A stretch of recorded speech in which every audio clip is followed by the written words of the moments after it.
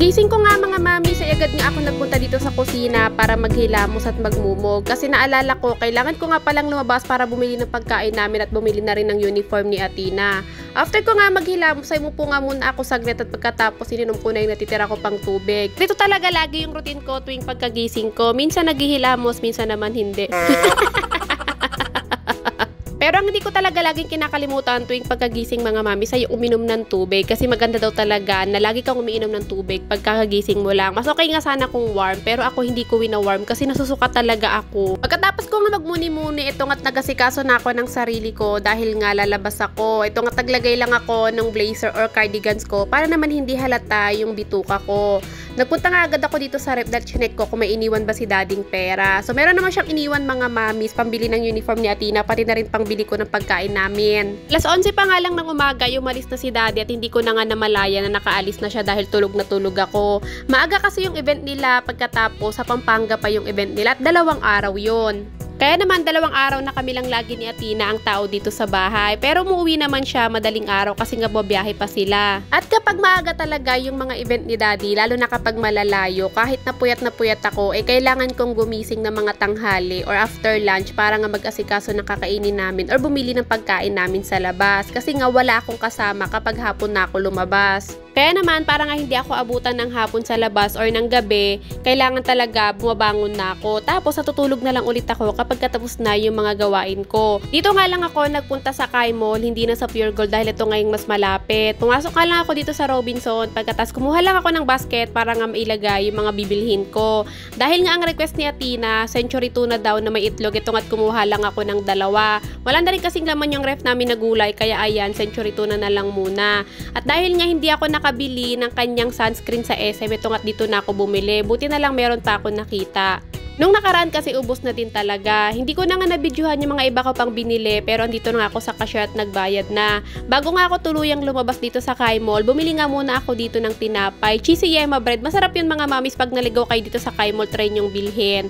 Pagkabayad ko nga mga mamis, ito at labas na agad ako. At pagkatapos, dumiretso na ako dito sa school nila Athena para nga pumila at makabili na ng uniform niya. Kung yung ibang school nga ay nagsimula na yung pasukan, kila Athena naman ay next week pa magi-start. Kasi nga nagkaroon ng bagyong Karina, diba? Hindi naman binaha yung school nila, pero syempre marami pa ring mga nag-aaral or mga nagkatrabaho sa school nila na naapektuhan din talaga ng bagyo. Isang pares nga lang muna yung bibilhin ko kay Athena kasi nga bibili pa kami ng PE uniform next week, pagkatapos next week naman yung magiging libro niya. Ang size nga ng blouse ni Athena ay XL. Ito naman kanyang skirt ay medium, pero pwede naman ibalik ko sakaling hindi kasya.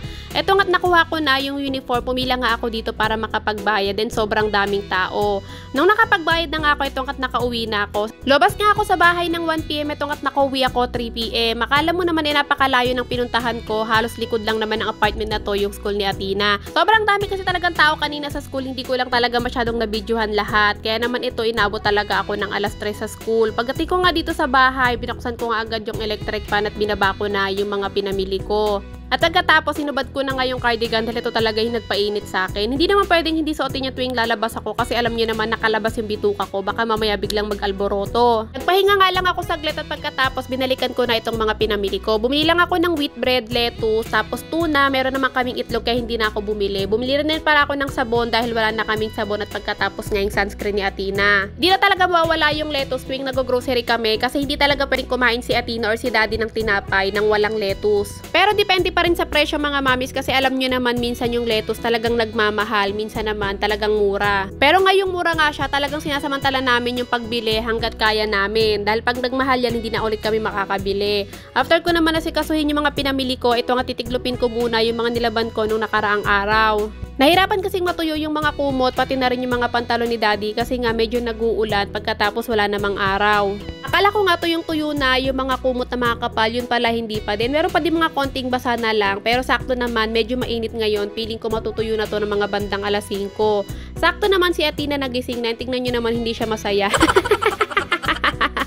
Okay sa kanya yung size ng blouse na XL, ang hindi lang okay sa kanya ay yung skirt niya dahil nga medium size lang. Dapat pala ni-large ko na kasi nasisikipan siya sa medium size. Kanina nga nung binibili ko tong uniform niya sa school, nagtataka si ate kung bakit XL yung kinuha kong blouse pagkatapos yung size naman ng kanyang skirt ay medium. Nagtataka kasi siya na grade 5 pa lang daw si Athena pero ang laki na daw ng mga kinukuha kong size. Kung tutusin naman kasi talaga mga mamis, yung XL na blouse na kinuha ko ay pang grade 11 to 12 na. Tiniklop at ibinalik ko nga muna ulit sa plastic yung nabili kong uniform niya at pagkatapos papalitan ko na lang mamaya paglabas ko. Mag-aasikaso nga muna ako ng pagkain ni Athena at dahil nga hapon na siya nagising, itong pagkain niya na to, almusal, tanghalian, / merienda.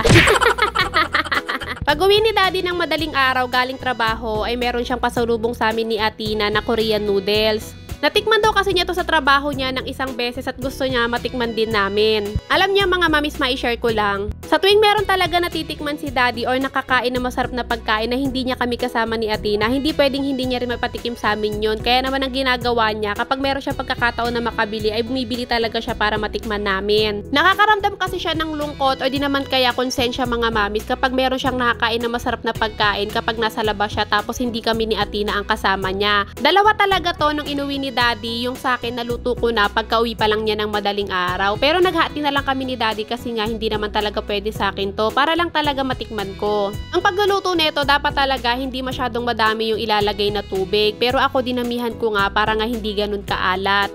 Dapat talaga ay noodles lang naman to pero sinamahan pa rin ni Daddy ng toppings na cheese pati na nga rin ng crab stick. Kaya niya kasi natikman to mga mamis kasi nga ito yung niluto sa kanila nung break time na nila dun sa trabaho nila. Pang 2 tao talaga to mga mamis pero sabi ko kay Athena pag hindi niya kayang ubusin ay okay lang kasi mas okay naman talaga kung hindi niya mauubos, mahalaga naman ay natikman niya. Nung naluto na nga ito nga tinransfer ko na siya dito sa mangkok para nga maibigay na kay Athena. Sa pagkakataon nga na to hindi ko alam kung Korean noodles ba talaga yung niluto ko or sinigang na noodles. Sakto nga merong tinapay si Athena kaya pwede niyang isawsaw yung tinapay niya sa pinakasabaw nun. Habang kumakain nga siya, sabi ko sa kanya ay bababa muna ako para nga palitan na tong skirt niya kasi bukas ayoko nang bumalik dito sa school dahil sigurado madami pa ding tao. Buti na lang pagbalik ko ay hindi na ganun kadami yung tao kaya naman mabilis kong napalitan yung skirt. Kung kanina nga ay medium yung size na kinuha ko, ngayon naman ay pinalitan ko na siya ng large. At dahil magkakaiba nga ng presyo yung mga sizes ng skirt pati na rin ng mga blouse dito, ito nga kailangan kong mag-add ng 10 pesos. Hindi na nga ako pumila dahil 10 pesos lang naman yung i-add ko pero binigyan pa rin ako ng resibo. Sakto naman nung pag-uwi ko, bigla namang may tumawag sa akin, rider pala dahil nga dumating na yung mga in-order ko online. Bale itong mga in-order ko pala na to mga mamis ay hindi naman para sa amin o hindi para kay Athena kung hindi para sa mga pamangkin ko. In-orderan ko sila ng mga kanilang bag online pati na rin ng kanilang mga pabango. Sila yung pinapili ko kung ano yung mga gustong bag nila at pagkatapos sinend na lang nila sa akin yung link. Dito ko na pina-address sa bahay para nga sigurado na marireceive ko. Pag doon ko kasi pina-address sa bahay ng mama ko, hindi kasi laging may tao doon. Baka mamaya biglang dumating pagkatapos walang mag-receive, makakancel, sayang naman. Wala pa kasi silang bag mga mamis ang gamit lang nila pagpasok ay tote bag. Kaya naman sabi ko, bibilhan ko na nga lang sila. Hindi talaga sila nagsabi sa akin mga mamis, kami lang talaga yung kusang nangamusta sa kanila at nagtanong sa kanila kung kompleto na ba yung mga gamit nila. Nung una nga ay nahihiya pa talaga sila sa amin kasi alam niyo mga mamis yung mga pamangkin ko, never talagang nanghingi sa amin yan. Kahit nga piso or 5 piso, nahihiyayan talaga silang manghingi sa akin. Parang mga anak ko na din kasi talaga ang turing ko sa mga pamangkin ko mga mamis. At pagdating sa mga pamangkin ko, talagang sinusuportahan ako ni Daddy kung ano yung mga gusto kong ibili sa kanila. Basta kaya at meron naman talaga, lalo na ngayon, alam naman namin na nabili na namin yung mga ibang pangangailangan ni Athena. At pagkatapos na-survive na rin namin yung mga monthly billings namin dahil nga meron kaming konting sobra, naisipan nga namin na bilhan ng mga sapatos pati na rin ng mga bag at pabango yung mga pamangkin ko.